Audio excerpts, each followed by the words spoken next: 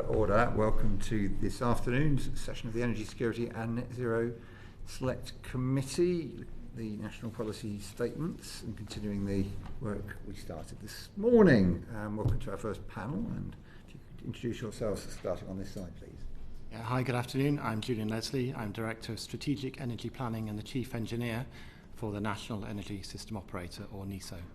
Good, and you're welcome. Good afternoon. I'm Charlotte Mitchell. I'm the Chief Planning Officer for National Grid, representing the National Grid electricity transmission part of the business. Welcome. Thank you. I'm Lawrence Slade, Chief Executive of the Energy Network Association, here today to look at distribution network operator issues. Welcome. The government's update to the national policy statements endorse various aspects of the centralised strategic network plan. As closely as you can, what exactly is it that should be endorsed in the plan? So, shall I start off? Well, I was going to say Julian first. Excuse me, yes, probably, please. That's all right. No, but So the centralised strategic network plan is building upon sort of our network design and planning process we've run for a number of years. But it's really taken it to the next level because it's going to be based on a strategic spatial energy plan, which is going to be the item which will be endorsed by government, which sets out that high-level direction and of what the energy infrastructure needs to look like for Britain. Following that, then we create the centralised strategic network plan that then takes that broad, high-level strategic national plan and breaks it down into the assets that are required, the infrastructure that's required in order to move the energy around the system. At that point, we expect then, because to deliver that government-approved plan, the SSEP, the CSNP is then the network plan that then delivers that. And it's that will then be left to Charlotte and her colleagues to then take that plan and then do the on-the-ground sort of delivery and consenting of that plan. Charlotte. Thank you. Completely agree with what Julian set out there. I think it's very important that the CSNP is endorsed in the NPS, which the current draft suggests that it will be, because as Julian's outlined, that will settle the need case for the proposals that are identified as being needed through the planning exercise that will be undertaken to develop the CSNP. And it will also settle the strategic option. So for us, we often spend time looking at whether it's more appropriate for infrastructure to be located offshore via subsea cables or onshore via overhead lines or underground cabling. And the CSNP will address those issues at a holistic strategic level, which will then be developed in more detail, as Julian said, by transmission owners when we develop up the detailed design. So that's appropriate. I would say that the CSNP is at a very early stage of development right now. The methodology for how it will be developed is yet to be confirmed. That is the next step. And so it would be appropriate for there to be a mechanism by which government can have a view of the final form of the CSNP before it is fully endorsed in the NPS. But the intention for the NPS to endorse the CSNP is absolutely the right thing, which we support. All right, thank you. Thank you very much. Now, the guidance in the NPS states that the final proposed route for infrastructure should be within the strategic parameters defined in the CSNP. Apologies to anybody watching who's already lost track of what we mean by all these acronyms. But could you explain, I think this one, perhaps going to start with Julian, can you explain what you take that to mean?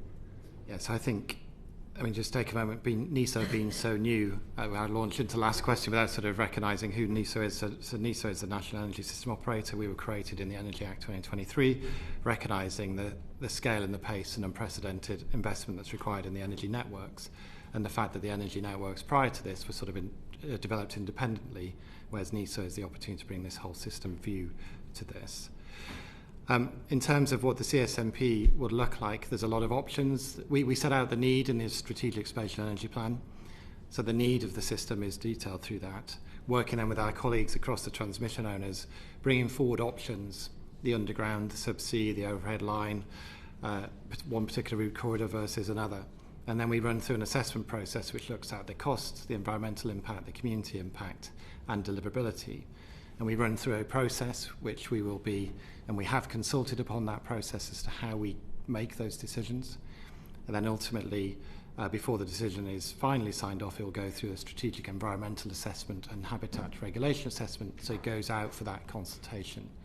At the end of all of that process, the needs case is very clear, the optioneering that has been done, and therefore the selection of the final solution is very clear. And then it's handed over back to the transmission owners at that point to then go ahead and to do the detailed design and consenting of that asset. Sounded like a very complex set of strategic parameters. A comment? So it is complex, but we have some of the world's experts leading on this, and as I say, it's not a brand new process. It's building on the experience we've gained over the last sort of 10 years or so as to how we develop infrastructure, electricity infrastructure in GB, and bringing that all together into one place. And Charlotte and Lawrence, do you have anything different to say? No, I think Julian's outlined it well, that for us it is important that those strategic parameters which deal with the sort of the most appropriate technology types, for example, that choice around offshore versus onshore, overhead line versus underground, that those matters are addressed at that kind of holistic plan-making stage. And I think we really welcome that, because it is important that we move to a sort of strategic spatial approach to where energy infrastructure is located. Yeah. I think just to very quickly add to that, although distribution networks are not a direct focus of the CSNP, I think the clarity that they bring, that Julian and Charlotte have mentioned, is greatly welcomed.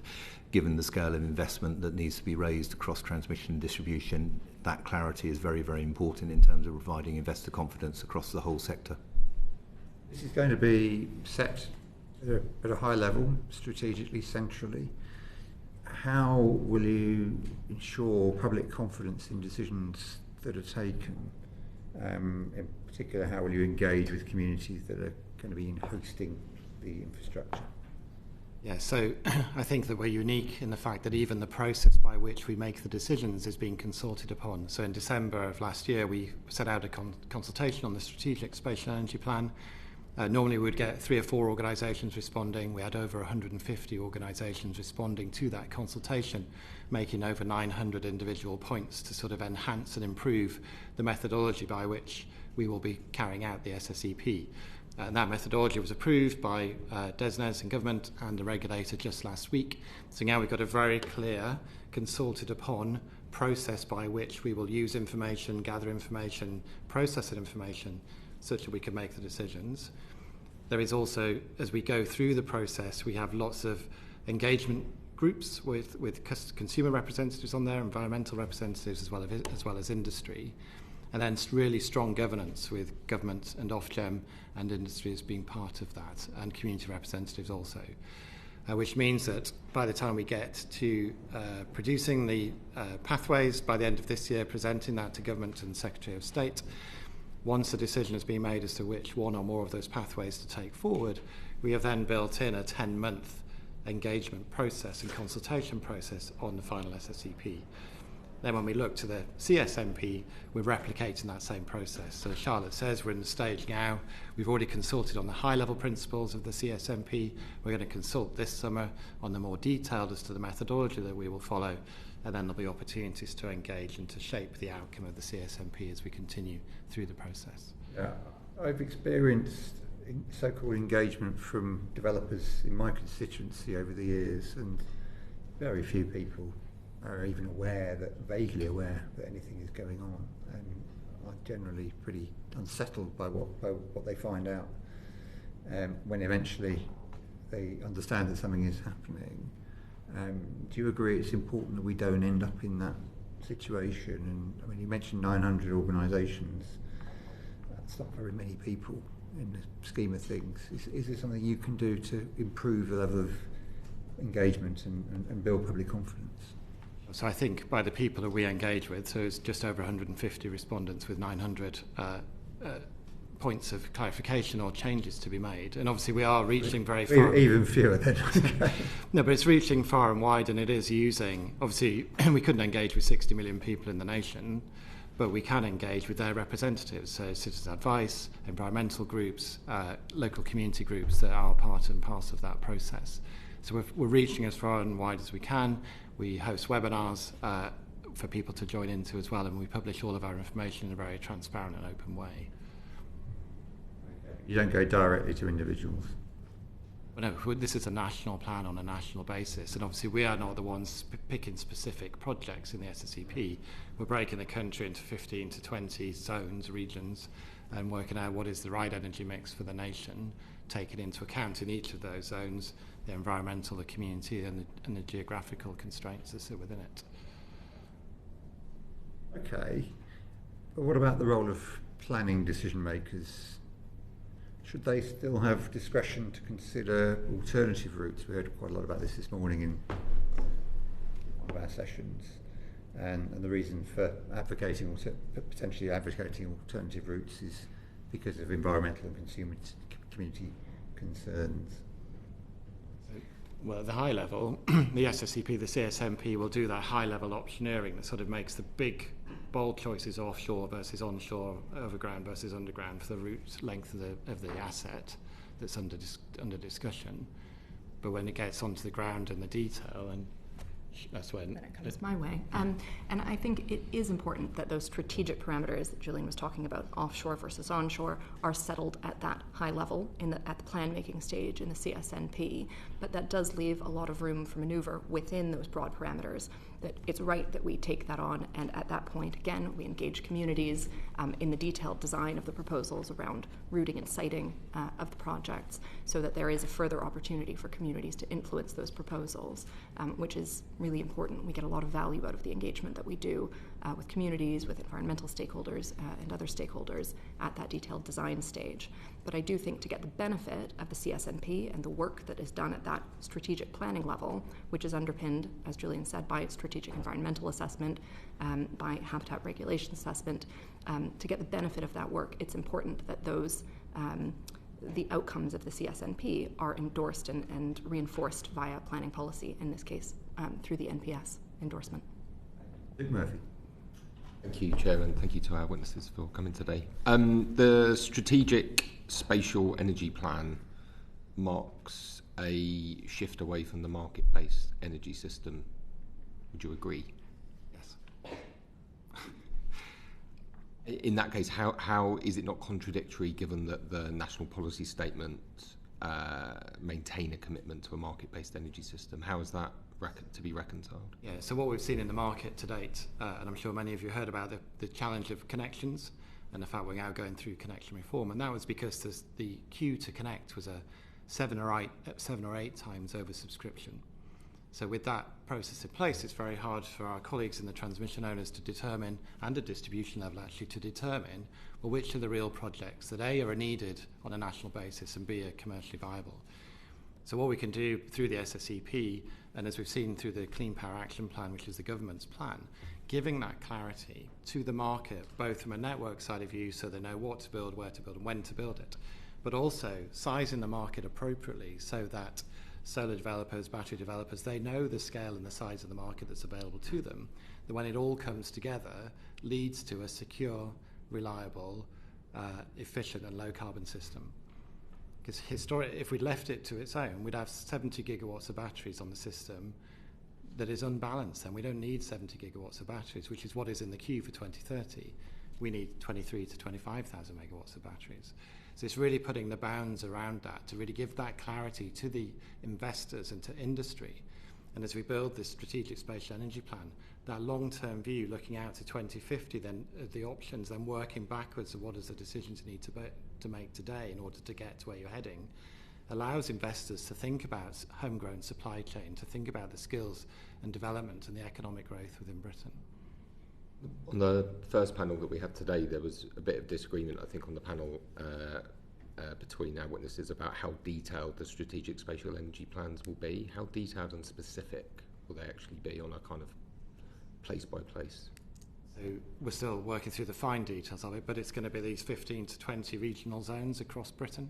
And within each zone, we shall say this zone is good for 10 gigawatts of offshore wind, this zone is good for 500 megawatts of onshore solar, etc. So it won't be specific by any means, because that's not our role, that's the market role. Once we've given the boundaries, because then we can build the network with the transmission owners to fix all these boundaries together through the CSMP, then it's really left to the market then to say, well, is it this field or that field or the top of that hill or that valley that gets developed? And then what would happen, so if there's a proposed development that's outside the kind of optimal areas or above the capacity limit identified for a particular one of those zones? There's nothing to stop a developer bringing that forward as a proposition. But as you know, as you may not know, but in the connection reform, there's 2 criteria that gets you a connection agreement. One is, are you ready? So have you got land and other things in place in order to give surety that you are a real project ready to go? But the second criteria is, are you needed? So at the moment, the need is assessed in the Clean Power Action Plan to 2030 and then out to 2035. And as we look to go to the future, our expectation is that the SSEP will provide that need. So again, projects will come in and they'll come out, and it's a constant monitoring. So there may be a new project that currently wasn't foreseen, but there may be another one that's fallen away, and therefore we'll be able to trade and to make sure that the capacities are still the same. And do you think it's too early for the NPS National Policy Statement to reference the Strategic Spatial Energy Plan before it's even completed? Witness earlier thought that the reference should be removed. Well, no, because I think the Strategic Spatial Energy Plan needs to have some bearing, otherwise it's a paper exercise and it'll sit on a shelf and gather dust. Having it in the NPS means that when those planning decisions are made, that the Strategic Spatial Energy Plan and the CSMP should be taken into account and factored in. But it's not predetermining any outcome or any decision. It's sort of saying, look, there is this process that has been gone through, which has led to the SSEP and the CSMP, and the reference in the NPS is hugely welcomed because it actually gives the planning, the plan that we will create with the transmission owners and others, some real standing. And if I could come in on that, I think that the updated draft of the NPS refers to the SSEP and seeks to endorse the future version of the CSNP as well.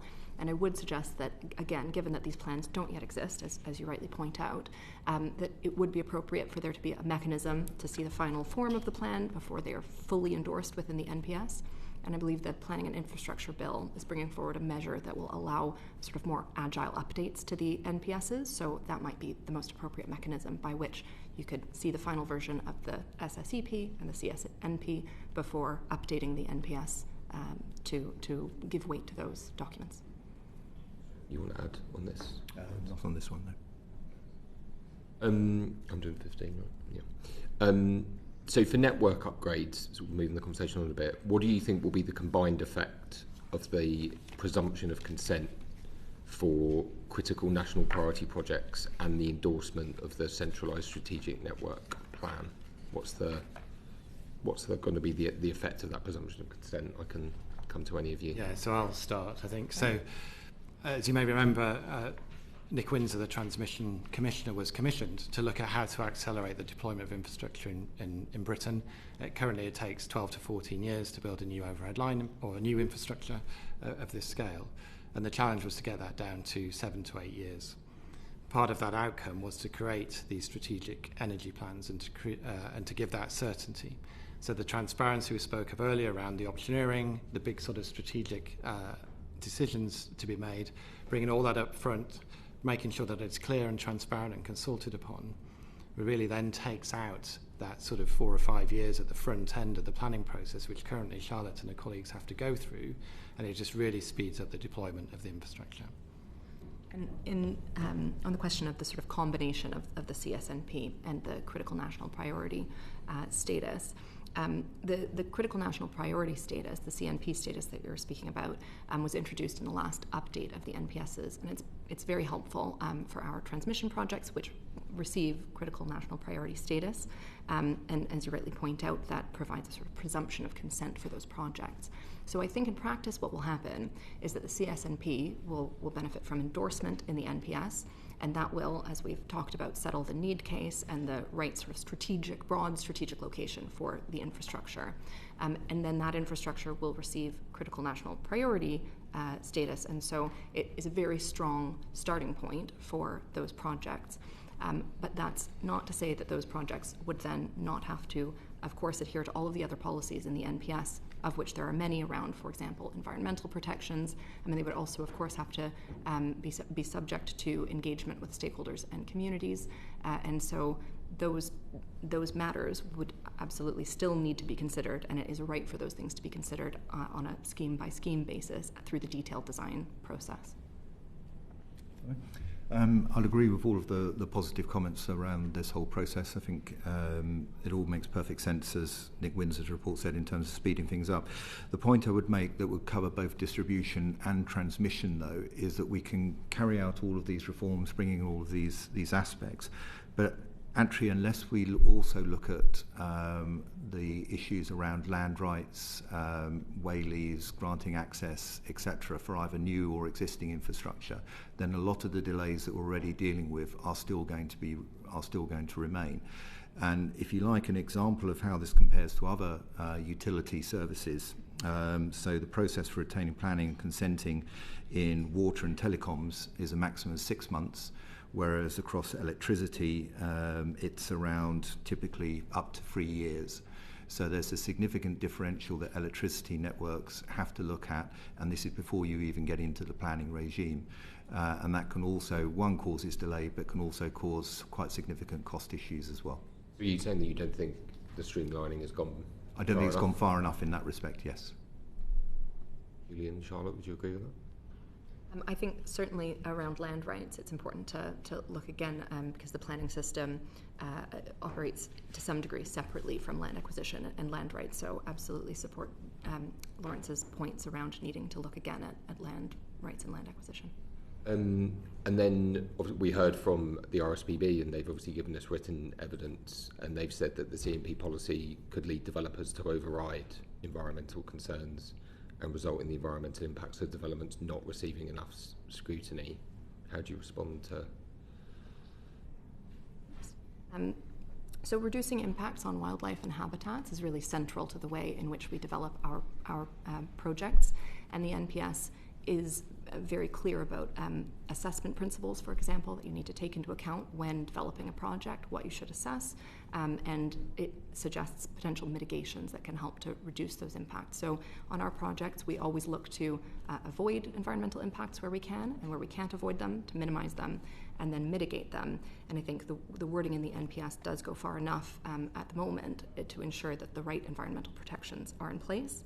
On the question of birds specifically, the wording in the NPS is quite strong around bird strike at the moment, and it has wording for applicants to consider mitigation, such as routing overhead lines, for example, to avoid well-established bird flight corridors, and including equipment such as diverters on overhead lines. So we absolutely take into account the impacts on birds as well as all species when we're developing our projects, and I think the NPS is it hits the right note on environmental protections. Thanks. And final question from me. Well, until later. We've been told that the introduction of the critical national priority status has lowered the threshold for developers to gain planning consent. Would you dispute that? As I said, we undertake the same environmental impact assessments that we did before that critical national priority policy was introduced, and so I would say we continue to do extensive surveys, for example, of habitats to really understand the areas that we're working in, and we continue to seek to avoid and minimize and mitigate our impacts as far as possible when we're developing up these projects. And when we do work closely with environmental stakeholders as well, RSPB being one, to ensure we understand their concerns and respond to those where possible. So I think it is the right level of protection. Very briefly, on a irreplaceable habitat, it can't be mitigated, it can't be avoided. Do you think that there could be now scenarios where actually the infrastructure could go ahead because the public interest is so overwhelming? What do you? I think that the planning balance has to deal with these questions really around weighing up the need for the projects against the potential impacts that they can bring forward. But it is a very important point that we look very seriously at irreplaceable habitat in comparison to alternative options at that early stage, and whether the infrastructure can be located elsewhere to avoid irreplaceable habitats. But in the end, if the country needs the energy supply, what will happen? I think it is a matter of planning balance, isn't it? So in the end, if it's deemed that the infrastructure is so needed, to support the energy requirements around security of supply and resilience, then it's important that we deliver those projects, of course having regard to environmental impacts as far as we're able to. Just a quick supplementary on that point you made, Lawrence, about taking 3 years to get to the start line, but only 6 months for other utilities. Yep. What's the problem? It's just that the reforms haven't been updated for many, many years, so they haven't actually kept, or the structure hasn't been updated for many years, and it hasn't kept pace to where we are in the industry. So it's really updating the whole legislation around it will speed things up. We've actually detailed this in a 9-point planning reform plan that we've been working on for 2 years, that we've shared with colleagues at DESNES and wider, and I'd be more than happy to share the details of that with the committee afterwards, which gives more background to exactly. You mentioned land access was a problem. Is it yes. Landlords are a problem? Sorry? Land access is a problem? Yes. Yep. Landlord permission from landlords? Or? And across the whole remit. Okay, I think that's interesting. Thank you. Vera Hophouse.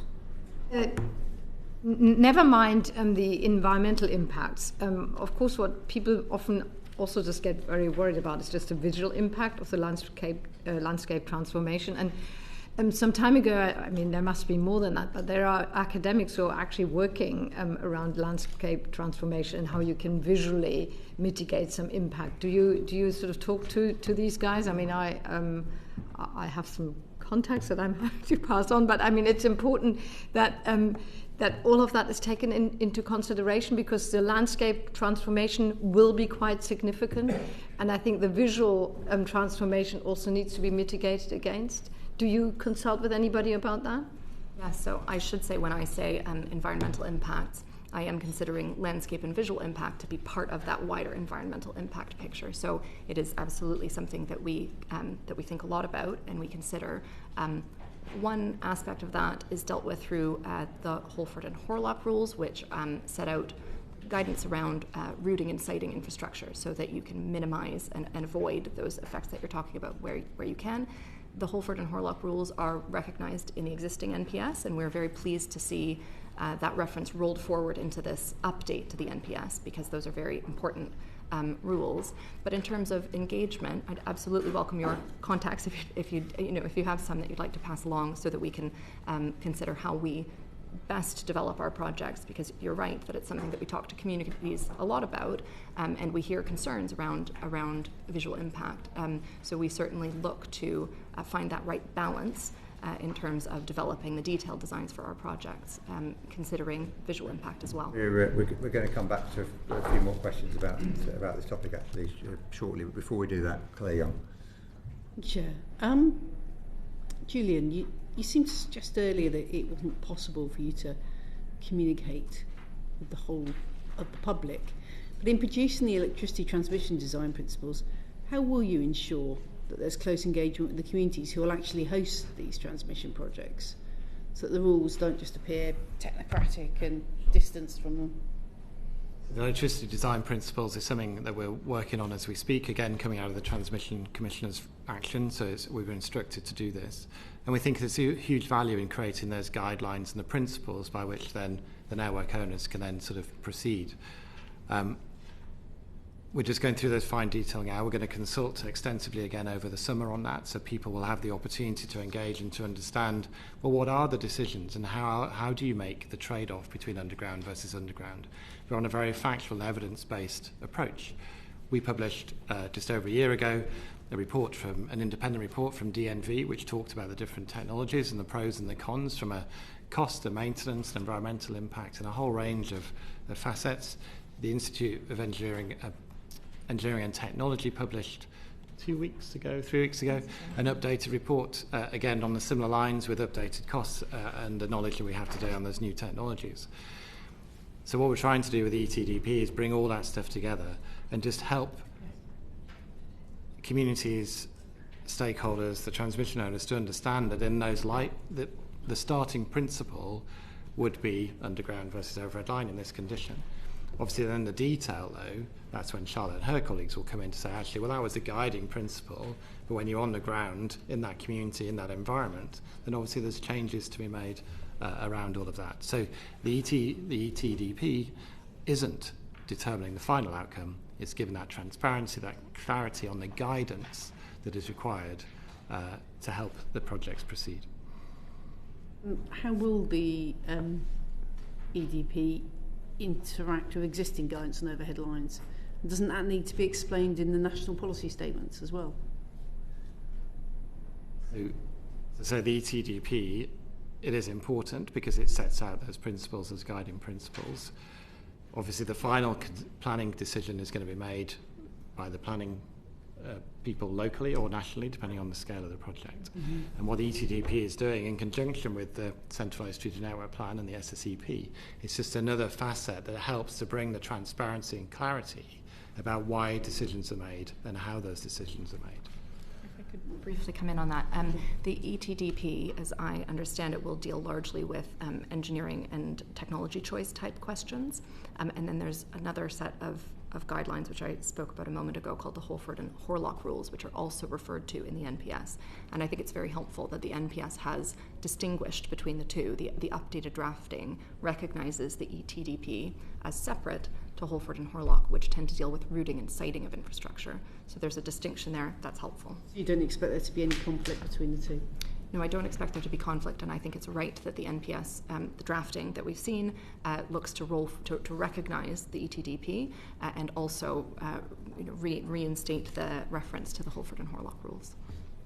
Going back to Julian, isn't it premature for the national policy statements to endorse the principles at this stage when they haven't yet been put to public consultation?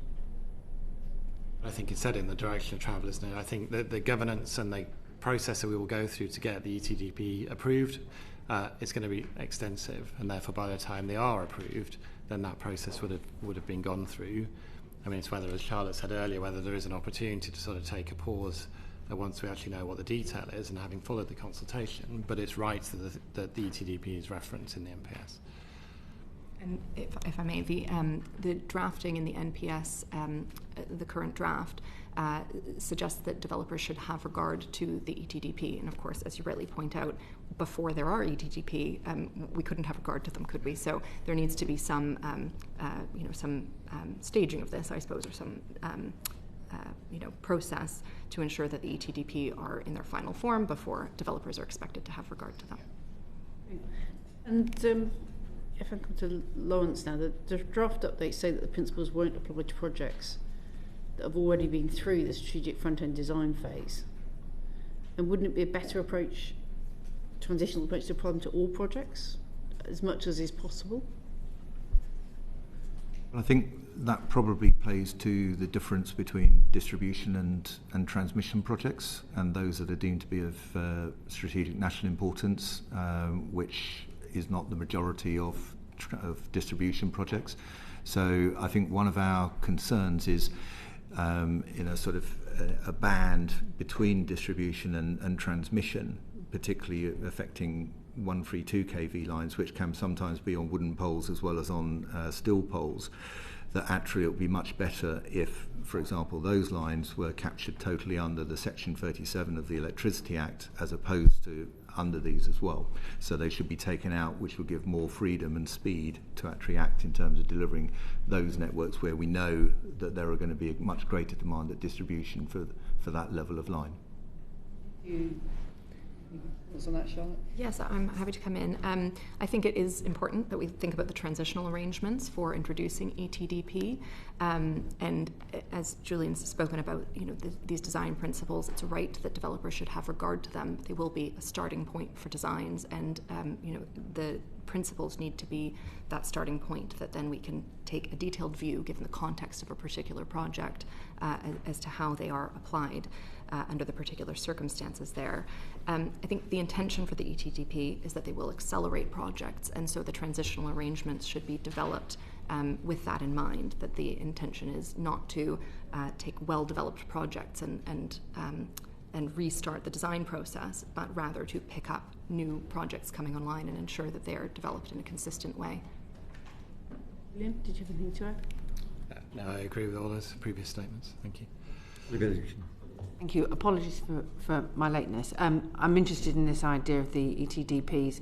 I have, for full transparency, I have a National Grid project possibly happening in my constituency, and it obviously raised a lot of concerns for constituents, not just the most immediate ones, but overall the kind of general principles, which I think is what's interesting about the ETDPs overall. And at the moment, it's carrying on without these principles. So those transitional arrangements are important.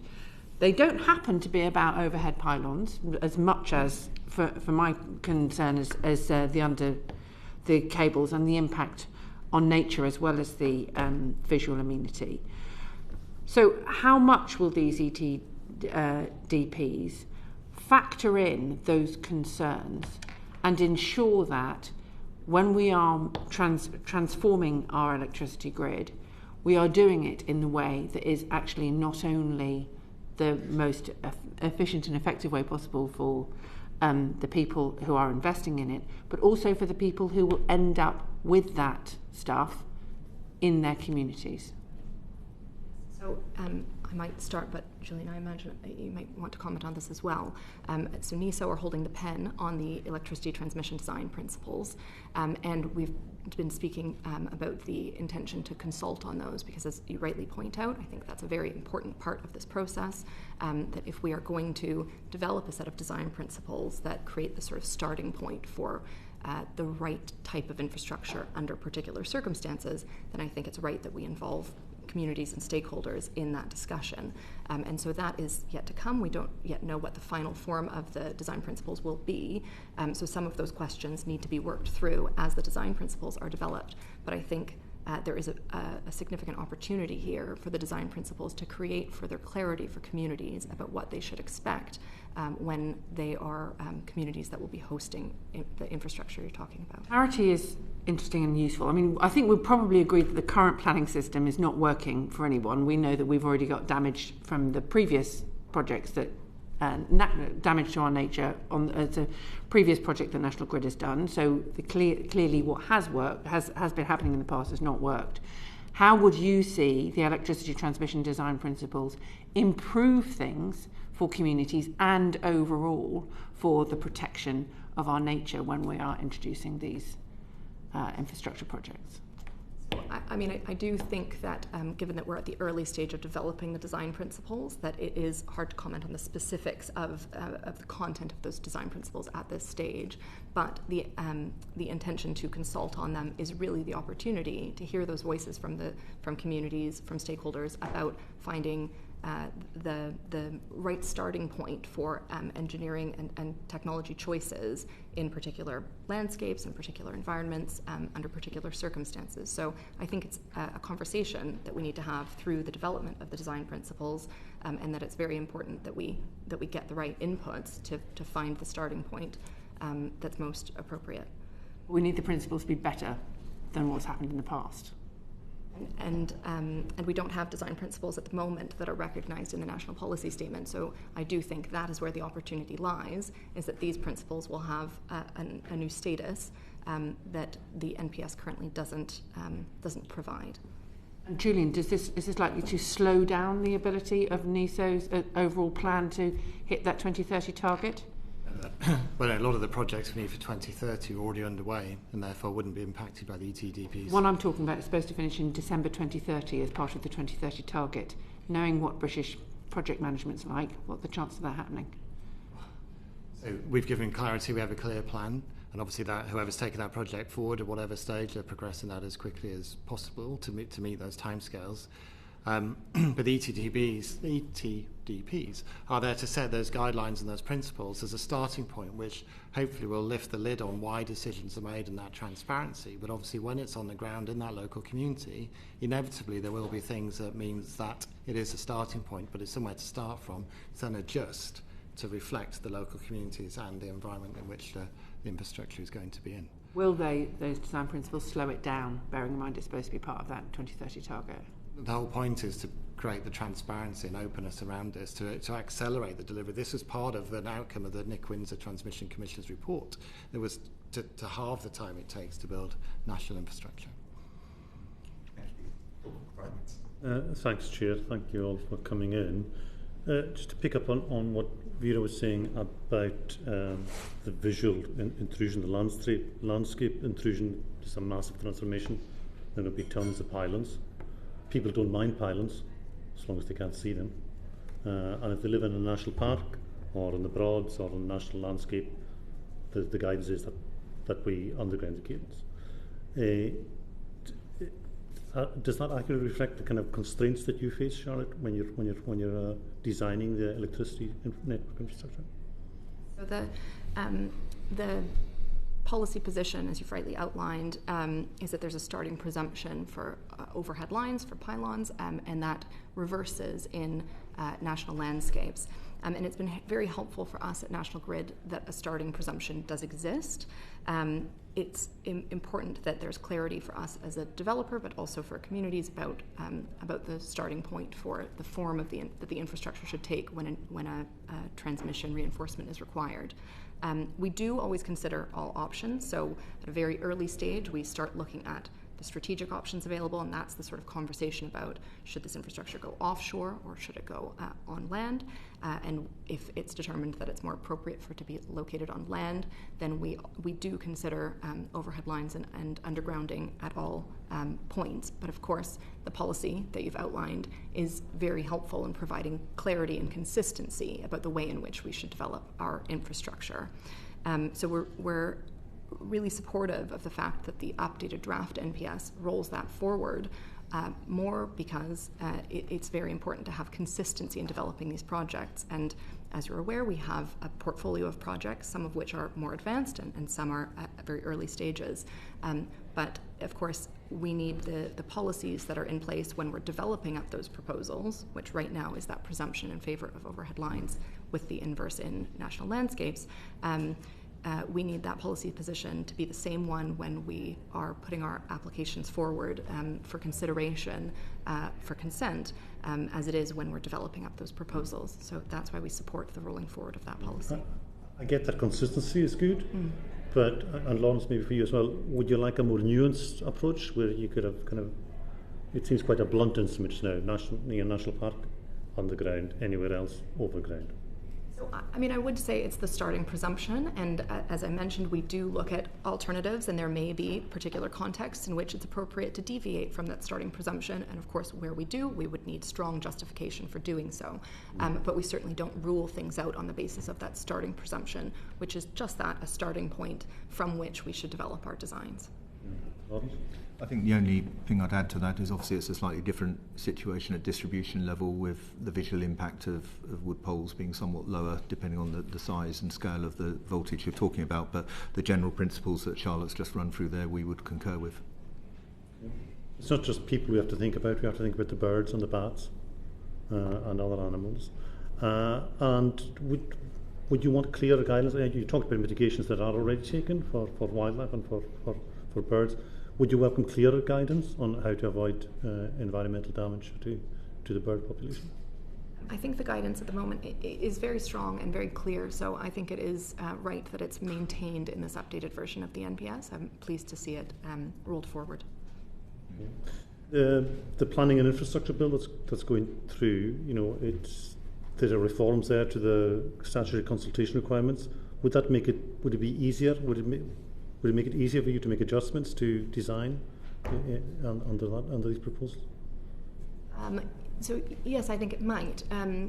For National Grid, consulting communities and engaging with stakeholders is a really fundamental part of the way in which we develop our projects. We get very valuable feedback from those conversations, and we do in fact adjust our proposals off the back of that feedback, and ultimately that helps us develop the right proposal in the right place. We have higher quality projects, I should say, really, as a result of that engagement. We support the Planning and Infrastructure Bill's proposed removal of statutory requirements to consult, because I think the statutory nature of those requirements is it's quite a blunt instrument, and it really drives developers to focus on delivering a legally compliant consultation. So I think the removal there will actually allow us to engage communities in a more meaningful way, in a more targeted way, and we can develop bespoke consultation strategies that align with a particular project. But as I said, for us, engaging drives better quality projects, and so for us, that we will always be engaging communities and stakeholders. Thanks. I think the thing I'd add to that is to support what Charlotte said, it's not about removing or not doing these things, it's about looking at how we can streamline the whole process and where there is possible to take time out of the system. And referring back to your comment around the planning and infrastructure bill itself, we obviously welcome where it's coming from and the main criteria of it, but I'll refer back to my earlier comment that unless we actually look at the reforms to land access and planning consent for projects, then we risk falling at the first hurdle. So you've got to be looking at those in or together, and I think in that respect we would hope things would go further. I think that's an important message for us to hear. It's not just visuals, it's economics as well. I mean, people say that this kind of pylon infrastructure will affect businesses, farm businesses, arable businesses, tourism business, £4 billion a year in Scotland in tourism, which is what you look at rather than what you consume in terms of electricity. If there could be a case for an economic justification to underground instead of overground, would you accept that? Would you work with that? Well, is there an economic justification? If there's a clear economic justification, but I think you have to remember that we have a duty effectively to try and build the system not just in the most technically efficient way, but in the most economically efficient way, because ultimately we have to look at the interests and how this falls through to the end bill. So that's all of those considerations have to be built into this. And at the moment there's also, as my colleagues on the panel have expressed, there's also the timeliness of developing this. And I think, without going into too much detail, the sort of also the visual impact of undergrounding is not always as straightforward as people might expect it to be. So it's not a simple, straightforward answer, I guess, is what I'm coming to there. And in terms of the economic case, I would just add that I think there is a very strong economic growth case for why we should speed things up and why we should look to reduce delays. Because a lot of projects, a lot of economic growth will be enabled by the faster deployment of new connections, particularly on the demand side as well on the generation side. And there are countless examples where that's been delayed or where extra cost has been incurred because of lengthy planning processes. And quite simply, it costs more to put the stuff underground than it does to put it overground. But are there new technologies we hear about, kind of cable ploughing rather than digging a trench? Charlotte, is there stuff like that might come along and help us? We do look at innovative technologies in National Grid. There's a part of the business set up to focus on innovation, and we're very open to, more than open to, we're seeking out opportunities through innovation to deliver our projects in a better way. On cable ploughing specifically, I think that construction method is well established at a distribution level, but it's not used for transmission traditionally, in part because of the size and weight of 400 kV cables, very large and heavy, and the depth at which we would need to bury them when we're undergrounding. So cable ploughing is not a technology that we're able to use right now for transmission networks. But as I say, innovation is very much something that we're looking at all the time, and there's nothing in the national policy statements that precludes us from bringing forward innovations as and when they're ready to be deployed. Of course, we always need to make sure that any new technology is reliant and resilient. It's very important, of course, given the need to the importance of the transmission network functioning properly, that any innovative technology is tested thoroughly. But the NPS certainly doesn't hold us back from deploying. Yeah, I think you're saying it's a technical constraint rather than a planning constraint. Exactly. That's exactly it. Okay. Yes. Okay, that's great. Thanks, Chair. Thank you. We saw with HS2 that significant parts of the route ended up going underground after local objections, and the cost rose exponentially as a result. Not entirely of that, but certainly largely of that. It also delayed the project. The end result is we saw the cancellation of the northern leg. Are we in danger of a similar dynamic with energy? What did you want to Well, sure. I mean, I think that we set out sort of the broad strategic level and the energy mix that is required for the nation to meet security supply and the low carbon ambition, which facilitates all the economic growth that Lawrence and others have spoken about. I think obviously overhead line is a well-established technology. It is quicker to deploy than undergrounding of cables, and is cheaper to deploy than undergrounding of cables. And obviously those trade-offs and those options are looked at through the processes that we run before we make a recommendation to take a project forward, and then Charlotte and the team then pick that up and then do that local specifics. But it's true to say, though, and that our independent report, DNV, and the IET report just the other week does demonstrate that undergrounding is more expensive, it's more impactful on the environment, and takes longer to construct. Yeah. Charlotte. Thank you. I just wanted to come in to say that is part of why it's very important that the policy set out in the NPS is rolled forward to ensure that projects which are well developed and are further ahead can proceed under the same sort of policy landscape and be, excuse me, when I say proceed, I mean considered at the application stage. They can be considered against the same policy landscape that's been in place while they've been in development. So I think that policy consistency is a really important piece. And that's part of why we are really supportive of the government's targeted approach to this update to the NPSs. The updates are focused around a small number of important policy issues, and I'm very welcoming of that approach because it does create that consistency of policy that we as developers need in order to bring these projects forward. How often in practice do you think we'll end up with undergrounding? I think it depends entirely on the context of a specific project. So, as I said, we do always look at the impacts of projects, including landscape and visual impacts and environmental impacts, and find the right balance. Of course, the presumption as for a starting point of overhead lines is helpful and clear, and so that does inform our detailed designs, but it's not to say that we never deviate from that where it's appropriate in a particular context. We heard this morning that consultation should be earlier in the process so that people find it easy to engage, and the conservation should have a simpler approach and highlight the likely issues for local people and communities. Do you agree with what we heard this morning? Yeah, so that is one of the rationales for the SSEP, and the CSMP we spoke of already is to get that engagement much, much earlier in the process. So with the Strategic Spatial Energy Plan, these 15, 20 regions across the nation, we sort of consult on the general principles and strategic direction of the network and the energy infrastructure. Then the CSMP then is the next level of detail that then sort of does that strategic optioneering of onshore versus offshore versus high-level underground or underground, overground or underground.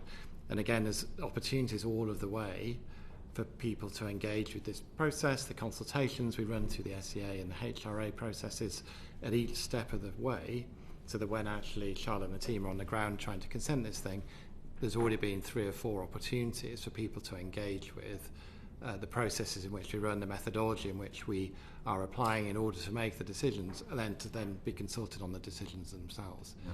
So the principle is openness and transparency all the way through with the new processes. Thank you. And Lawrence, do you think that the electricity distribution network should be covered by the NSIP regime? I think, yeah, I think in the main, most of the distribution network is obviously covered under Section 37 of the Electricity Act, and I think that's appropriate. However, I think where individual distribution projects are covered by that regime, they should also be receiving the same level of priority as transmission projects in that way. So if there is a crossover between distribution and transmission, it should also be treated in the same way in terms of order of priority and DCO regime. But I think equally there's a strong case to be made that for some lines, as I mentioned earlier, particularly at the top end at the 132 kV level, where if you look at the plans out to 2050, we expect to see quite substantial growth, then they should be consented separately under Section 37 of the Electricity Act itself. Thank you very much, and thank you to all of our panellists. At the end of this session, we'll suspend briefly while we change panellists. Order.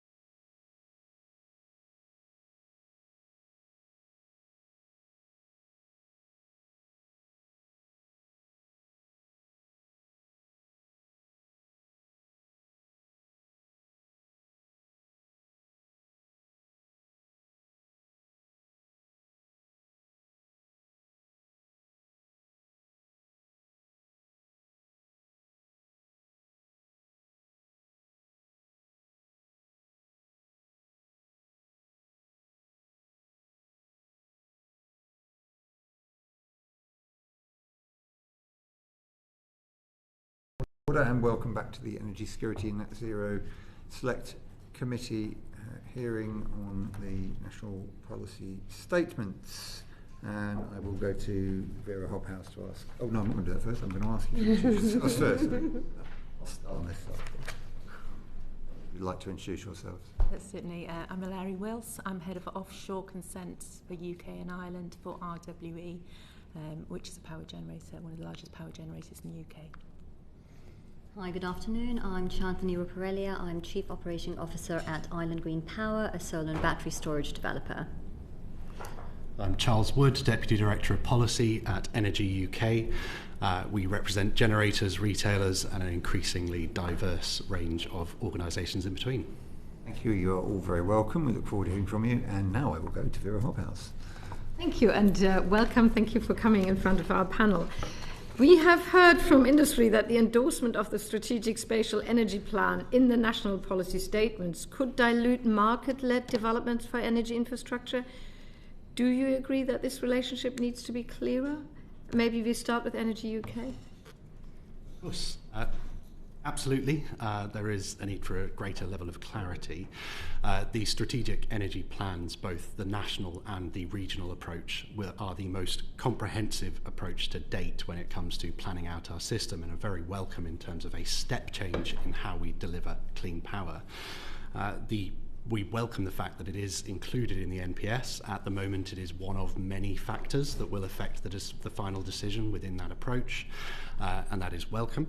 There is potential for a bit more detail on things like the order of process and how the NESO and the decision-making body will interact, as well as a general better understanding of how the connections reform process may then impact on planning reform, as those in the connecting queue will have to now apply for planning at an earlier stage. So we expect that process, in line with the NESO engagement at earlier stages, means that by the time you get into this level, when the decision is being made, you will have already had that consideration of, is this actually a fit within the strategic plan? So we hope that it is aligned already, but there is a vast need for coordination across the different bodies, including the Secretary of State, NESO, and the networks themselves. Do you worry that it will actually limit capacity and it will limit actually the market to come in and build out or propose projects because they are currently not in the plan or they're not in the optimal areas? We might actually end up having less renewable energy than we need, or than the government hopes by 2030 is going to be developed. Do you worry about that? At the moment, there is such a large oversubscription of projects in the queue that we feel that if projects were unsuccessful, other ones would come to the fore. What is critically important is that, particularly as we go into those regional system plans, we start thinking about things like housing developments, where are data centres located, how is energy demand changing for electric vehicles and heat. So trying to get that more granular understanding of what is changing where, and embedding flexibility in the strategic planning approach will ensure that there are always those signals going to the industry of where to invest, when to invest, and how quickly you could likely get a connection. So at the moment, we are confident that 2030 can be met under the existing proposals, but we need to see the detail of the Strategic Energy Plan and the CSNP.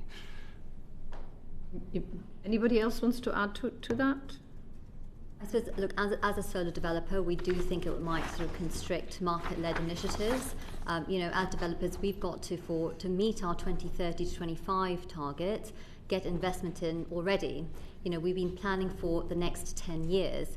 For our Cotton and West Burton projects with connection dates at 2028 and 2029, funding for those and how we're going to meet those had to happen in 2019. And so with the SSEP, we acknowledge the government's effort to try and sort of find optimal locations for energy storage and coordinating that with planning and grid. But I think the concern is there might be a scramble for land. You can't always judge energy projects based on things such as land. There are so many considerations.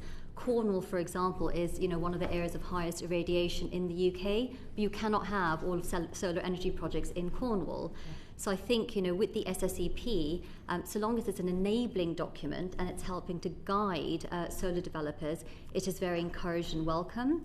To the extent it is sort of being kind of baked into the NPS, there is some concern, because until such time as the SSEP is properly consulted on, you don't really know, and we don't understand some of the unintended consequences. So let's have that consultation process and then consider it whether or not to include it in the NPS at the right time. But to do so now will, I think, make investors quite nervous. It might actually stop investment for some time, because we don't want to find, and we don't want to tell our investors we're going to be doing projects in certain locations only to find that we can't do that once the SSP has been deliberated on. And Eleri, do you want to add? I was just going to reiterate a lot of the comments that my colleagues have made, but yes, SSEP and the wider strategic plans should work to facilitate, not limit, the deployment of future energy generation projects, and we also agree that it is too early to reasonably state how the SSEP would interact with the planning regime until such time as it's been fully developed. Melanie on. Thank you, Chair. Chandni, I just wanted to ask a bit more of a probing question. You talked about the 10-year financing for one of your projects. What's happening that's taking 10 years, and what do you think the new process could do to try and reduce that amount of time that it takes? Because that's a lengthy period of time. Well, when I mean funding, it's about, well, what's our, not just direction of travel, but how are we going to get there? If we spend the money, if we ask investors for a certain amount of money to spend towards projects, are those projects going to be able to get delivered? So I know that when I joined Island Green Power, that was around 2020, considerations of how are we going to effectively fund development, but also potentially construction and operation, those discussions were being had in 2019. And, it was a connection date 10 years on, but we've got to have that clear pathway. It's a lot of money to invest in these projects. They can take anywhere between £7 to £8.5 million just to get it to shovel ready, with another anywhere between 6 and 10 million to get it to construction and operation. Thank you. I just wanted to follow up on Charles's point about flexibility and Eleri and Chandni's concerns about the constraints on the market, because flexibility quite often requires a wider strategic vision about how energy is going to be used in the place in which it is either generated, preferably, or as far as close as possible. So what is your view on how much there is that sort of RESP or local area energy planning dimension of it? Is that something that concerns you? Do you see that as an opportunity? What is your view on doing more local area energy planning? I think that engaging with local community and also what is right and what's right fit for the local area is very important. But I think sometimes the practical realities of where does a project need to be, and that is dictated by the grid connections. That's also dictated by location and the distance to the grid connection point. It is also dictated by the sort of the landscape. We can't build solar panels, ground-mounted solar panels on hilly areas. Mm. So I think with the regional aspect it is very important, but as part of when we plan and when we do our site selection, those considerations are already taken into account. I don't think any additional legislation needs to be or additional guidance needs to be kind of mandated to developers. That is already a consideration because it impacts the yield, it impacts the ability to actually construct the projects properly. So there are a number of different variables that we already have in place because of on-ground practical realities. Charles? We are simultaneously concerned and excited. There are a lot of opportunities when it comes to regional and local system planning to make the best of the assets that are available in the area. And there's a lot of potential within the Devolution Act that is coming up and within this planning bill to make sure that those effective effective coordination of different levels with the national approach is as effective as possible so that we have the lowest cost delivery of net zero for all consumers. There are, however, a lot of constraints on that capability, particularly when it comes to regional authorities and local authorities and their ability to understand where to begin. How do you start that process? And then going beyond energy, it's no longer just about what do we need in the energy sector. It's also about land access. It's also water, transportation. These are all increasingly needed to be looked at in a strategic fashion, to be thought of in a way that means all of those things are connected. Where is your EV charging hub? Where is your data center connected to a heat network? There are so many examples and so much complexity at this stage that more guidance and a direction of travel from the national level to give the confidence to local areas to start moving forwards would be welcome, so a national methodology. But there is such incredible potential when it comes to that delivery at regional and local level in terms of jobs, in terms of growth, and in terms of just making sure that we do this as cost effectively for consumers. That feels very different from Chandni's position and perspective. I'm just interested to think about how Chandni's got to think about making sure that you get your solar panels where they work. And everyone else wants the solar panels to be where they work, because otherwise you're not going to get the energy.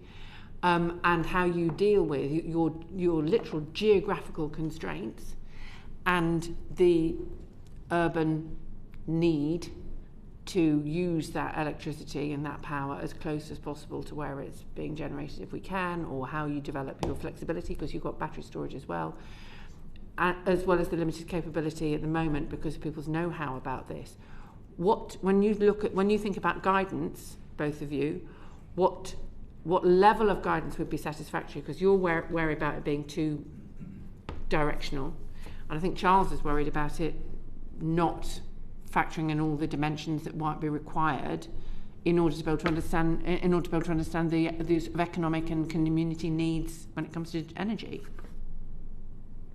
I think there is already quite a bit of guidance in the NPSs, and planning laws require us to take those sort of local and national considerations into account already. And I suppose, maybe I'm reiterating the point, but every region's going to be different. And so, early engagement with statutory consultees and the community will almost inform the sort of site selection process. It'll inform the way in which those projects are built. We have an example of a project where we've reduced our red line by about 1,000 acres because it's next to national landscape. Understandably, we had those early conversations with Natural England, and that was the decision we took as developers. And yes, it'll cut into about almost 200 megawatts capacity of project, but that is a fair decision to make given the guidelines we have within the NPSs already. So I think there is sufficient guidance out there. To add additional layers on this, my fear will be it'll just add additional complexity for developers like us, and what we need to try and do is again streamline the process so we can meet our 2030 objectives. Thank you. Go into some questions on offshore. Yeah, I have. I've got some questions on the new guidance on wake effects from offshore wind turbines, which makes me sound like I really know what I'm talking about. But let's just see how I wangle my way through this. The government suggests that its new guidance on wake effects provides greater clarity on how these will be mitigated. Do you agree, or do you think it essentially leaves the problem for industry to sort out itself? So RWE's position is that wake effects are not a topic for the planning process. Right. As it's already dealt with within the leasing stages, so within the Crown Estate seabed leasing round. However, if government does wish to refer to wake effects in planning, then the wording must be absolutely crystal clear that projects are not expected to damage their own business cases in pursuit of wake mitigation. At present, we don't feel that wording is strong enough and doesn't give us that protection. The wording is currently highly ambiguous. And in order to avoid lengthy legal reviews, which we currently think that we're going to be facing and which will hold up projects, then we do feel that the wording needs to be strengthened. We would like government to clarify that a project is not required to undermine its own business case when taking all reasonable steps to minimise wake effects, and mitigation actions must be net neutral or positive to be acceptable. At the moment, we don't feel that the wording provides that clarity. However, we do welcome the clarity that compensation arrangements are not necessary as part of the planning process. Hey, Charles, what do you think about that? I broadly agree with the points already made, but a general desire to ensure that that is updated as data and an understanding of what the potential mitigation actions could be within that framework. As that data increases, we just need to make sure that we're keeping that up to date. Okay, and on marine noise policy, we've heard there's considerable concern in the industry about DEFRA's new marine noise policy. How should the national policy statements be amended to reflect this? Greater specificity as an addendum would be welcome. The current wording around best endeavours is simply unclear, so making sure that there is clarity for developers to understand how do you evidence that you have given best efforts, it would be very welcome. Yeah. So we're already seeing, since the policy's publication, significant difficulties in getting consents through and conditions discharged because of the ambiguity of the wording of best endeavours. We also have concerns around the efficacy of noise abatement systems. There is little evidence to understand what their efficacy is, and therefore we would certainly seek that the reference to the marine noise policy is excluded from the guidance until we've got clarity on the context of the best endeavours, and understanding of that, and further evidence to support the use of noise abatement systems. Thanks. Now, it won't be any surprise to anyone that, like many planning projects, there seems to be a duplication of environmental data gathering when it comes to offshore winds and the design and mitigations. Should the national policy statements contain clearer guidance so to avoid those unnecessary delays as a result of that duplication? We'd certainly welcome any opportunity to reduce the requirements for duplication of survey efforts. Data gathering takes time, is expensive, and often leads to delays, especially with regards to agreeing methodologies and scopes with advisors and regulators. It is, however, important that any surveys carried out centrally, for example by the Crown Estate ahead of seabed leasing processes, are agreed with regulators and SNCBs, and that developers can rely upon that data. The current approach at the moment, where we've got impacts assessed on a project-by-project basis without regards to a more strategic overview, can lead to delays and has led to delays. Plus the sort of reliance on a project-by-project impact assessment, where we end up with compensation for a fraction of a kittiwake, for example, leads to significant delays and significant costs. I mean, this is being addressed somewhat through strategic compensation measures, but we would certainly welcome any opportunity to have a sort of more strategic approach to data gathering. And perhaps focus more on habitats as distinct from species. Absolutely. Okay, thank you. Leon. Thank you. I was really interested on the wake effects that industry seems to be saying, just leave us to it, because I don't think that that's a sustainable position. We are seeing enormous growth of wind farms, we're seeing development of floating offshore wind farms, and I refer to my register, by the way, Chair, sorry, I should have said that at the outset. If we keep leaving it to a leasing stage decision, then I think it's going to leave industry with too many problems that it has to try and deal with itself, and will not have any support through an early stage oversight through strategic planning. I mean, what are your thoughts on that? Yeah, I mean, there shouldn't be any requirements either as part of the planning system or as ways to physically mitigate wake effects. So reducing the wake impact by design or operation of the wind farm for operational consented, pre-consented or future wind farms. We haven't identified any key change to wind farm design which will mitigate wake effects that doesn't result in net reduction in generation overall. So there aren't any sort of silver bullets whereby we're going to be able to design the wind farm so that there are no wake effects. It's therefore, the buffers which are put in place through the leasing processes can go a long way to helping that. But we don't feel that there are sufficient mitigations where we can come up with which won't have an impact on the next generation of power output from these projects. Any other views on that? Just to note that things do change. Innovation in offshore wind in particular has been a fantastic journey over recent years. So it is possible that things will change and adapt as we go further, and it's always critical that planning system and the approach for development is considering the newest possible technologies. But right now it is, I would agree. You, Young. Thank you, Chair. So we've heard that national policy statements could provide much clearer guidance on what's considered proportionate, where this is in relation to solar farms, by the way, when investigative archaeological works are required. Chandni, would you agree? I do. I think when it comes to archaeology, it is actually causing quite a barrier, right? So I think that the nationally accepted way to check for heritage assets underground is to carry out various surveys. And, often we're being asked to carry out trial trenching simply to just validate the actual results of those surveys. And it can be very, very difficult for landowners who we're being asked to go on site. You can't just trial trench a certain corridor. You've got to actually affect entire fields. And so, one of our projects, for example, at the moment, we've already done about 360-odd acres of trial trenching for that one project. We're being asked now to do another sort of additional 1% of trial trenching, which is going to be costing, in terms of crop loss, almost about £700,000 or £800,000 worth of crop loss, plus about £1 million to trial trench.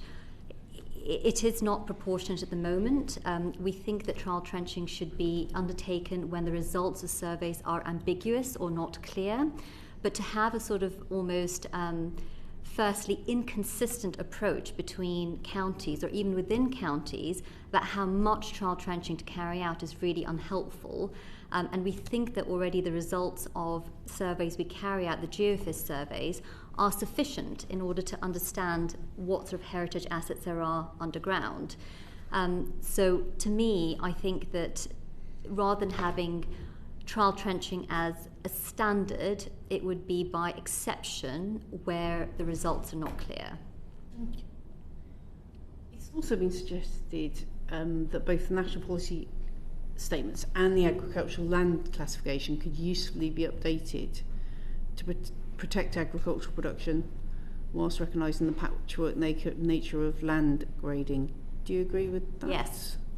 I think that, food security, which is part and goes hand in hand with land classification, the use of, best and most versatile land, there is no mention of food security within the agricultural land use section of EN3, even as in the current draft.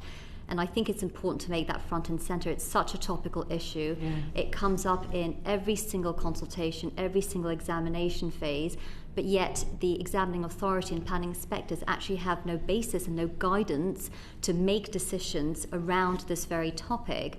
I think, the use of beam land is quite a complicated one because, you've got very historic ALC mapping, which is inaccurate.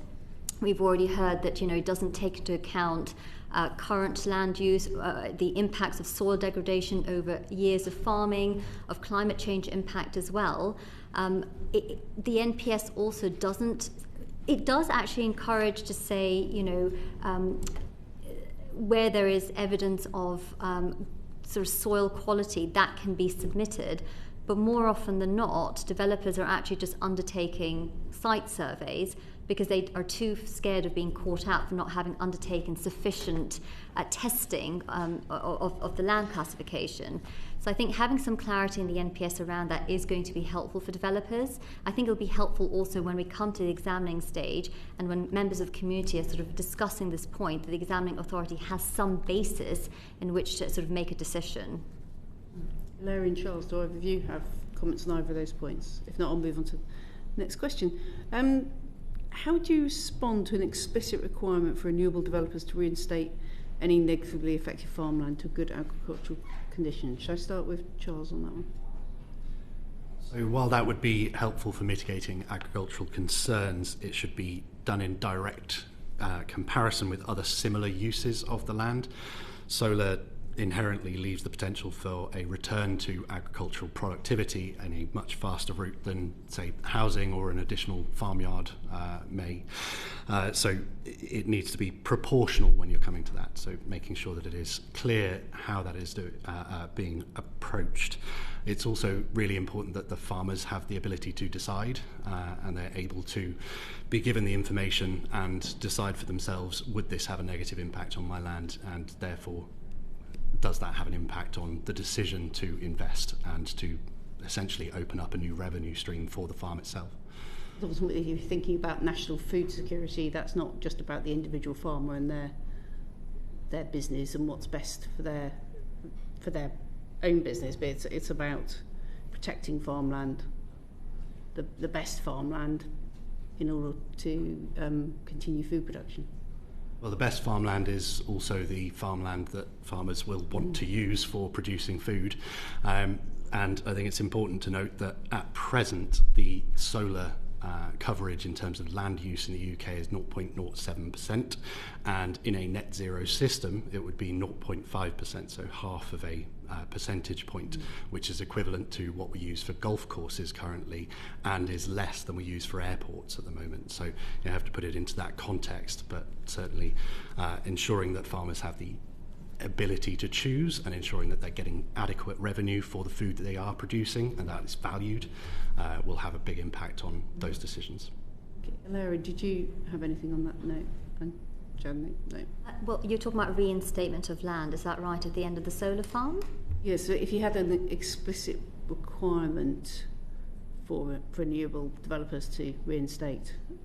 We do already. So when we enter into option agreements with landowners, it's an option for lease, and typically the reinstatement obligations under all of our leases will say the land is to be reinstated into the same, if not better, condition.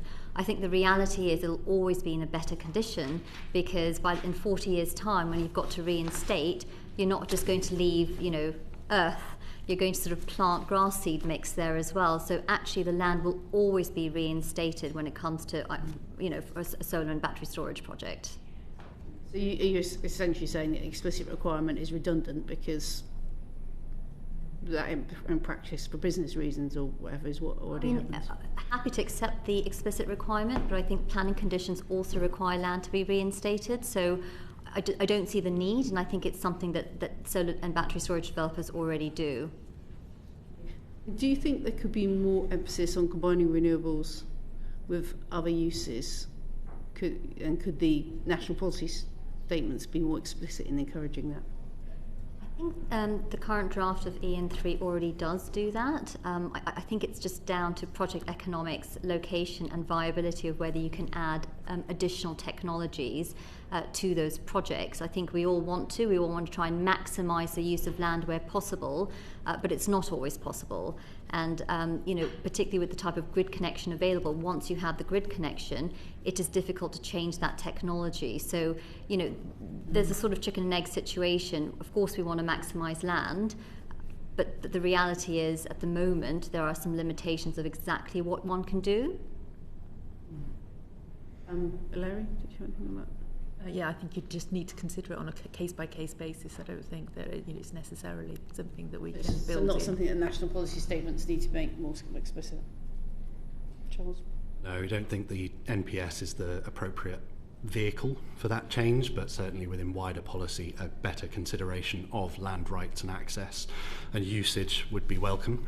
We know that across the energy generation, the connections queue, and within housing developments and a whole range of other sectors, there is a desire to hold on to land and to buy it up at the moment. So understanding how is that going to impact on our ability to deliver various policy objectives would be welcome, but it's not for the NPS, it's more of a wider government consideration.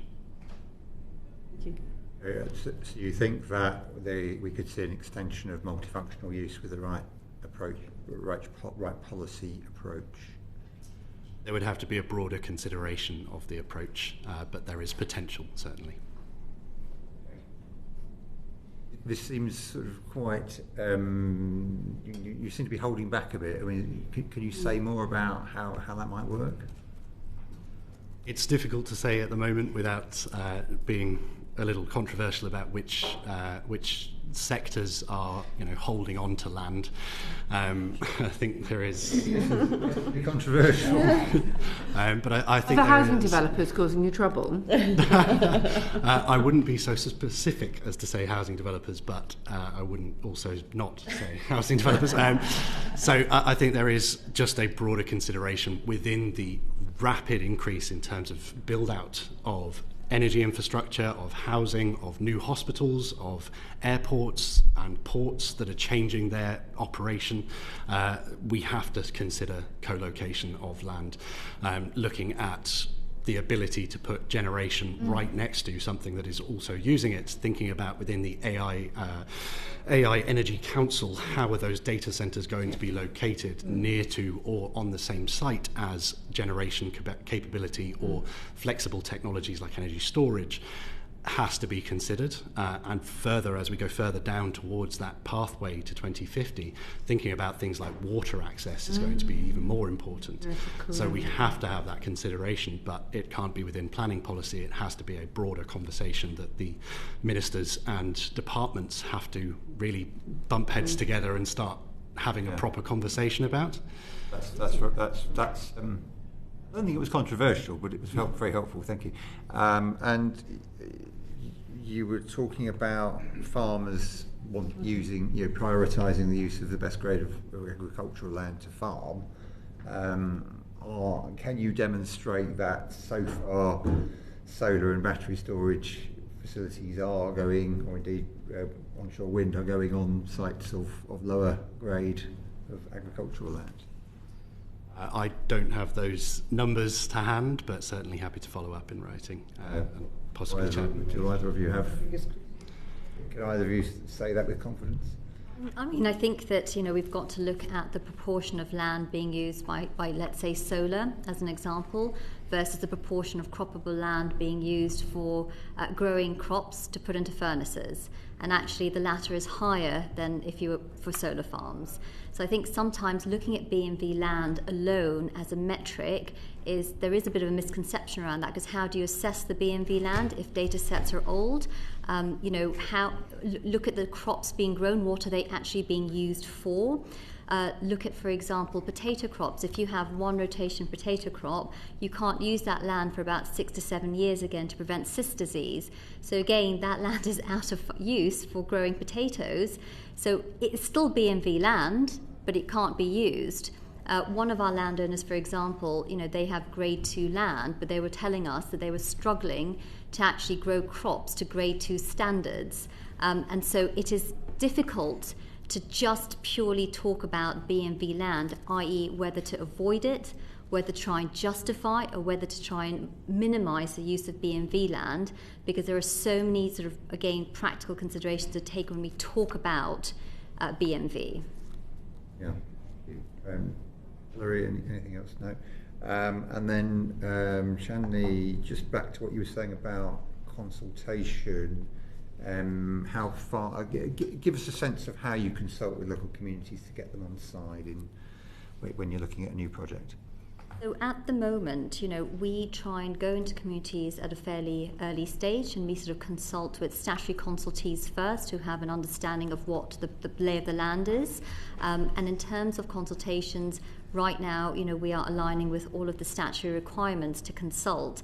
And I think, with the panel that was on here previously, there were some concerns around the fact that developers are so focused on not breaking the law and aligning with the prescriptive and rigid requirements of consultation, that actually the sort of meaningful engagement might potentially be lost, because we're so focused on making sure everything is ticked, every T is crossed and every I is dotted.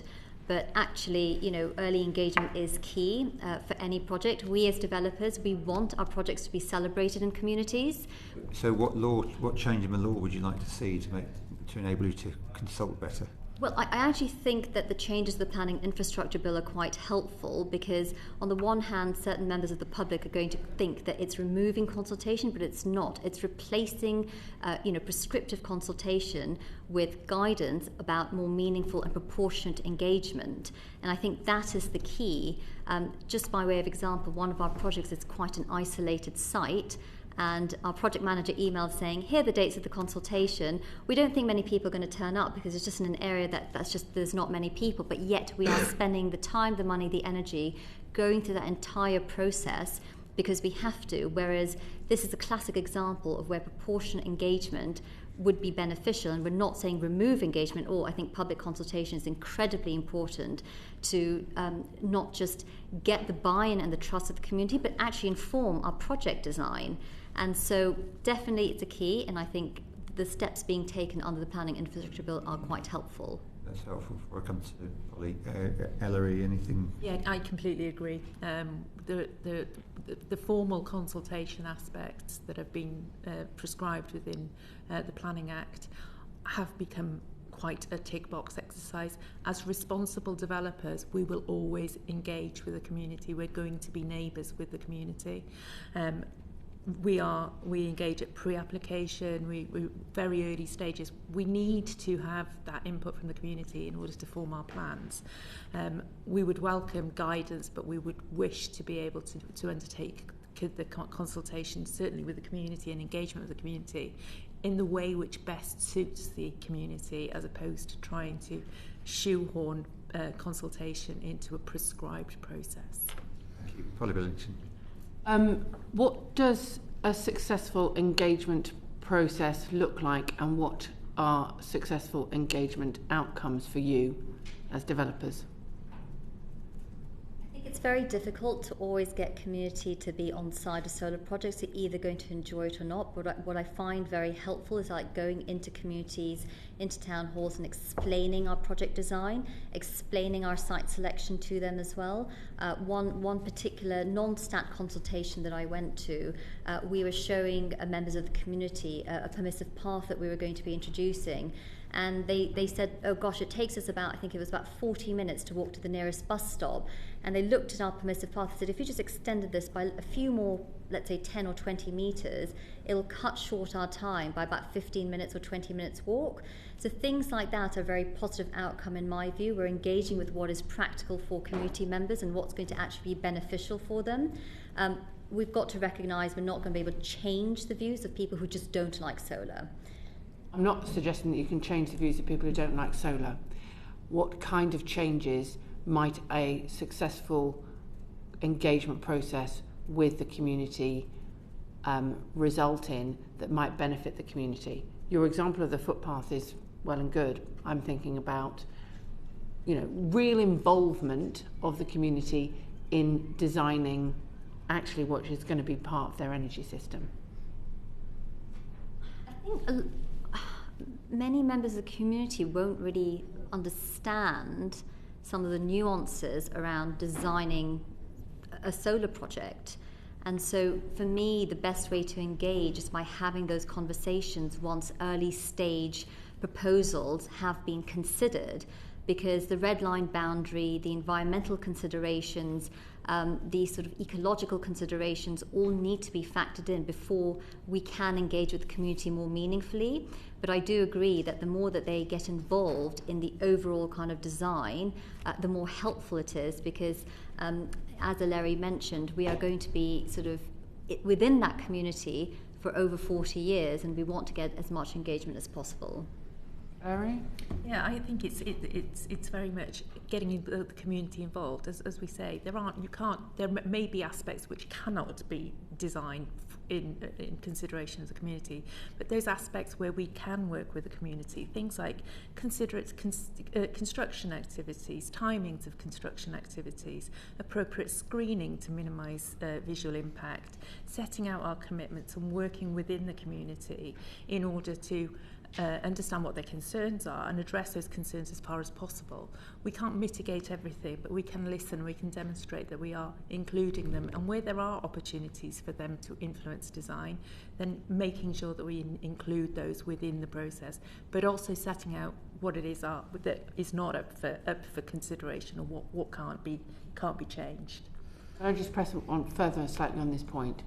What benefit does a community get from hosting one of your projects? So we do have... And what could they have if we change the rules? Yeah, so we do have community benefit funds, and we work very hard within the community, but those are not part of planning considerations. Those are aspects that we have in place once they are hosting the infrastructure. We've got to be very careful that we're not promising community benefits as some sort of incentive to host activities and infrastructure. But you know, it's participating in community liaison groups, having an opportunity to have their say with how those communities can be put in place, those benefits can be put in place, and just sort of bringing them along with us and including them as through the journey. Thank you. Yeah, thank you. I'll come to talk all in a minute. It's interesting you make that point. Of course, you can't use the difference between what is a planning issue, a matter, and isn't is always difficult at all levels, and yet. Ensuring people get buy-in to your projects is hugely important, both for you, for your projects in their own right, and the wider agenda. I mean, I just wonder whether there is anything that can really help there that perhaps bridges that divide. I can't think of anything any specific examples at this point. All right. Okay. Well, perhaps you can come back to us if you think of anything. Talk. Thanks, Chair. I can think of specific examples. You can be in communities for 40 years, you say. You can make a lot of money. You're talking about community benefit. When people hear community benefit, they hear five-a-side football strips and astroturfs and scout halls. What about giving communities a share, allowing them to buy into your projects? You don't give it away free. You just let them take a share of that. Have you considered that? I'm from an offshore wind background, so I can't comment on that perspective, but specifically I can take that away and come back to you. RWE are onshore and offshore. Yeah, I'm from the offshore business. I'd need to speak to colleagues about it. But to be fair, Eleri, other countries have offshore wind farms that are owned by the communities that effectively host them by them having at least a visual impact. In four, the nearest offshore wind farm to me is offering 4.5 million a year, index linked for 35 years to 2,000 people. Yeah, I will need to take that away and come back to you. I think it's something, I think all different types of community benefits are up for discussion depending on the community and depending on what they want. Certainly, I think solar developers are screaming out for clarity about what we could do around community benefits, because right now it's quite a sort of it's a bit of a hot potato, because we want to be able to contribute to the community, but going to, let's say, a local rugby club and suggesting we might do something there, everyone gets a bit nervous and thinks, oh no, we're not doing something above board, we don't want to engage about money, we don't want to do this. We're all happy to contribute a significant amount of money towards that community, and whether that's a share and ownership scheme or whether that's doing something completely different, we would be looking to government to provide some guidance around what some of those parameters are. But in terms of amount, that is already being discussed by our trade body, by all of us in the industry, and there is a sort of bracket between 200 and sort of 500 pounds being discussed. I don't think it's so much the amount. No, so. It's a fair amount, because if you look at 500 on a 500 megawatt project, you're talking about 15 million over the life of the project for just one community. So if somebody's got 10 different NSIPs, that is a significant amount in my mind. And, you know, I think it's not just about trying to peg an amount per megawatts, because every project is different, every project economics is different. One grid connection for one project is not going to be the same as a grid connection cost for another project. And so I think when it comes to community benefits, it is the community who should decide. But right now we just don't have any real kind of framework within which to have those discussions with the community without them being scared of having and engaging with us on that topic. And conversely, you being scared that your kind of subvert planning. Absolutely. Yeah. I mean, we were rejected. We tried to we wanted to do something for a local rugby club. We just thought it would be a nice thing to do. We were told no. So what does one do in that situation? I think that's something policymakers have to look at. Charles, you wanted to say something?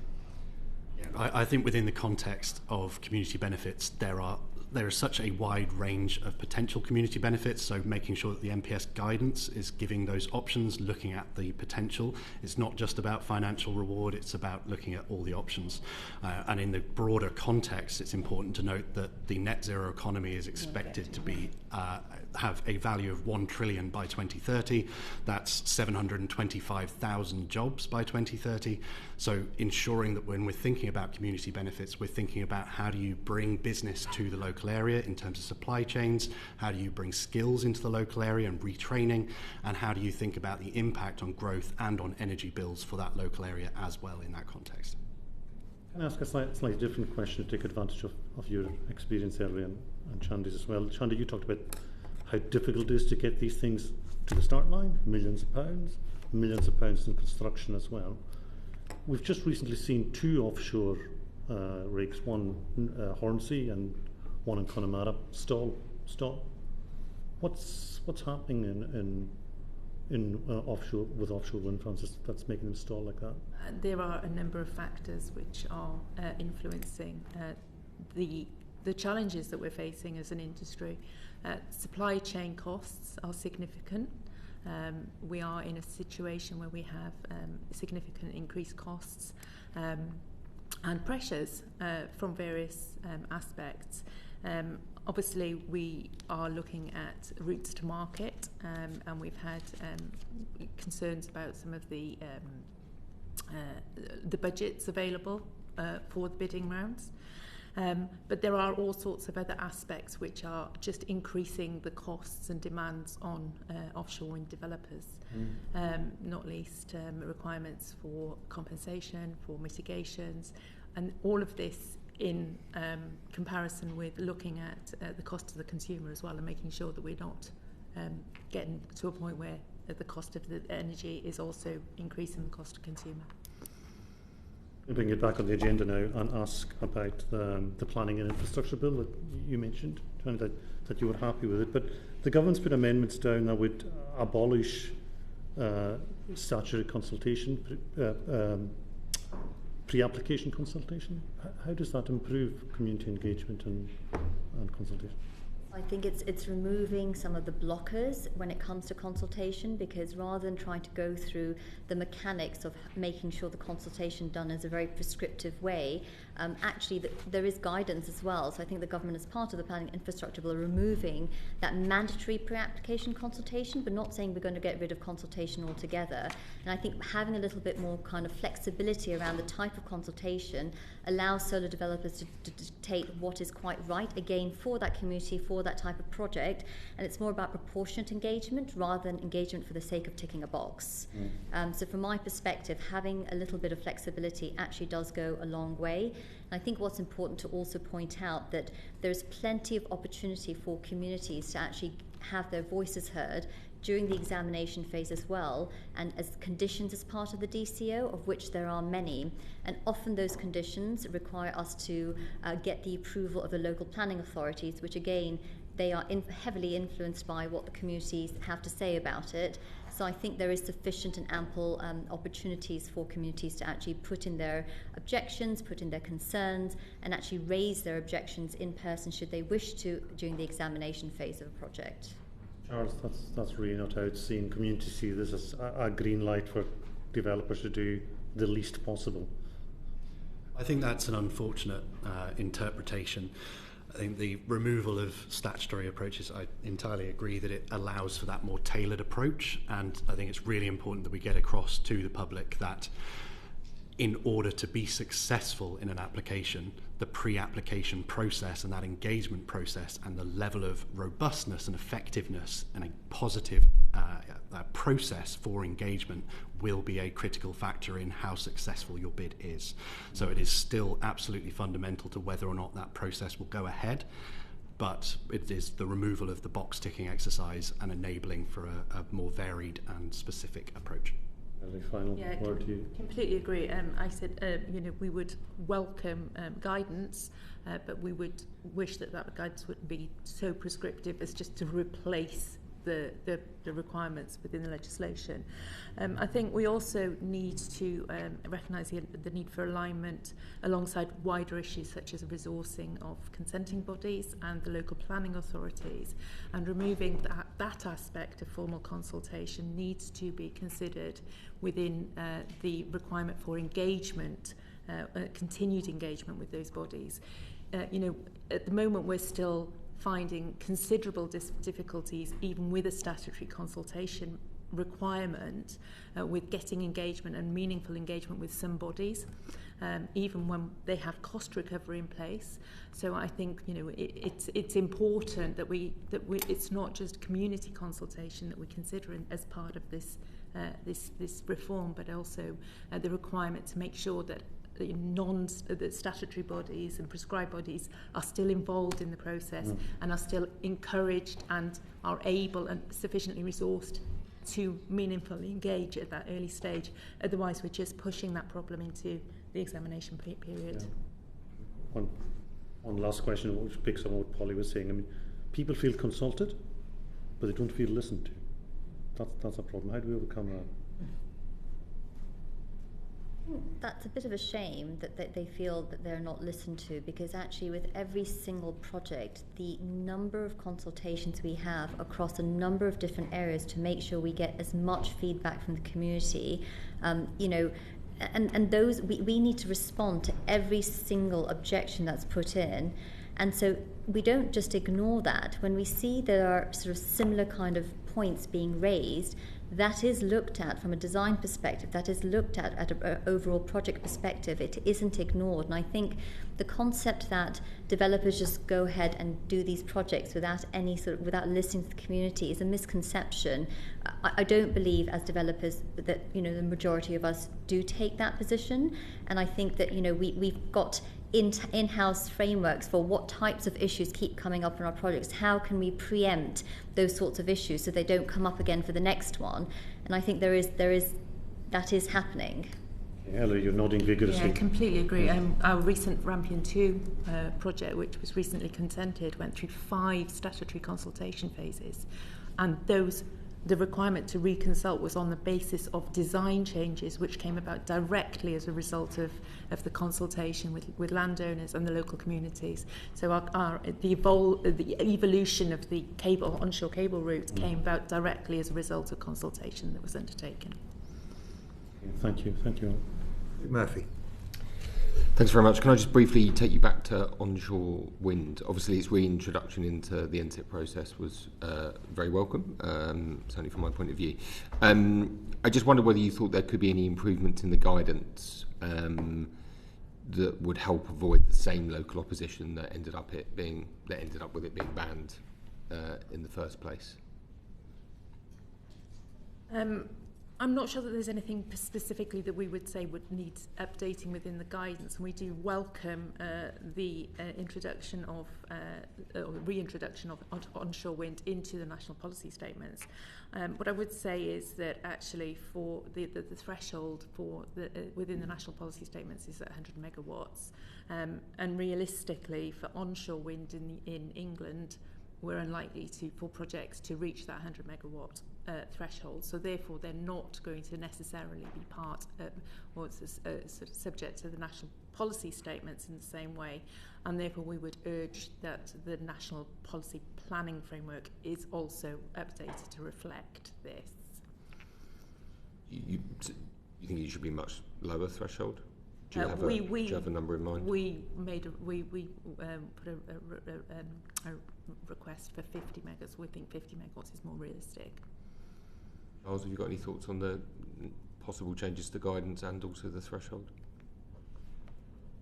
Well, firstly to say that it is welcome to finally see onshore wind being put on the same level footing as other technologies. So this is a welcome change. Absolutely, there is a need for clear guidance. There is also a need for wider engagement with the public about the transition to net zero and that grown-up discussion about what that looks like, both in terms of onshoring of generation capabilities, but also looking at transmission networks and some of those wider infrastructure impacts. How is that going to impact you on a local level?